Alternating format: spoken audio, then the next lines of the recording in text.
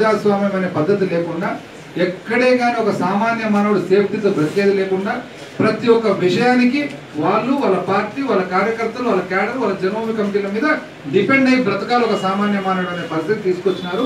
అందుకని మీరు బాగా గమనించండి. మొన్న ఏదైతే వైఎస్ఆర్ కాంగ్రెస్ పార్టీ జాతీయ ప్లీనరీ జరిగిందో 9 ముఖ్యమైన అంశాలు జగన్మోహన్ రెడ్డి గారు అనౌన్స్ చేయడం జరిగిందో ఆ 9 ముఖ్యమైన అంశాలలో ప్రతి ఒక్క చోట జగన్మోహన్ రెడ్డి గారు మరి చాలా నిక్కచ్చిగా చెప్పడం జరిగింది. ఎవరికే కానీ ప్రభుత్వం నుంచి రాబోయే కాలంలో వైఎస్ఆర్ కాంగ్రెస్ పార్టీ వచ్చిన తర్వాత వచ్చే సహాయము కులాలకు మతాలకు అతీతంగా పార్టీలకు అతీతంగా ఎవరి మీద ఆధారపడకుండా అర్హుడైన వానికి ఇంటికి చేరుతుందని చెప్పి చాలా ఖచ్చితంగా నిక్కచ్చిగా చెప్పడం జరిగింది. ఇది ప్రజలందరూ కూడా గమనించాలి.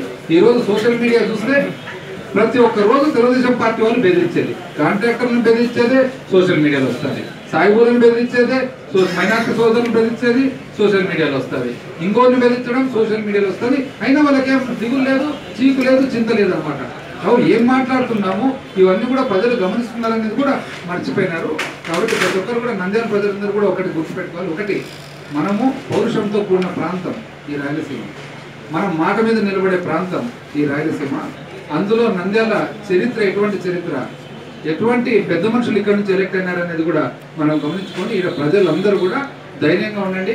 వైఎస్ఆర్ కాంగ్రెస్ పార్టీ ఇక్కడ వైఎస్ఆర్ కాంగ్రెస్ పార్టీ పరిగెత్తుకుంటే ఏదో ఎలక్షన్లలో గెలిచేదానికంటే కూడా సామాన్య మానవుని స్వేచ్ఛ కాపాడడానికి ఈరోజు జగన్మోహన్ రెడ్డి గారు ఇక్కడ రాష్ట్రంలో రాజకీయం చేస్తున్నారని చెప్పి మీ అందరూ కూడా తెలియజేస్తాం.